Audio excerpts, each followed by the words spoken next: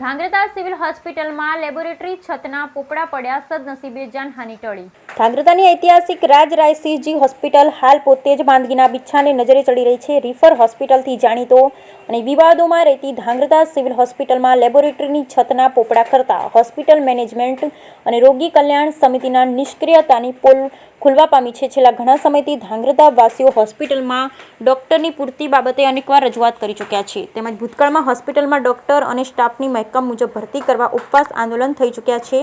પણ વર્ષોથી હોસ્પિટલમાં લીલ જેમ ચોટીને મલાઈ જમતો સ્ટાફ જ ઉચ્ચ વહીવટી તંત્રને ગેરમાર્ગે દોરી રહ્યા હોવાના આક્ષેપ પણ સામે આવી રહ્યા છે. તો બીજી તરફ ધાંગ્રધા સિવિલ હોસ્પિટલમાં ઘણા વર્ષોથી રોગી કલ્યાણ સમિતિ માત્ર કાગળ પર જ રહી છે. જૂની સાવ બેકાર બનેલ સમિતિને બરખાસ્ત કરી નવી રચના કરવામાં નથી આવી રહી. તેમજ સમિતિમાં પૈસાના વ્યવહારમાં મોટા ગોટાળા હોવાની ભીતિ હવે સત્ય માલુમ પડી રહી છે.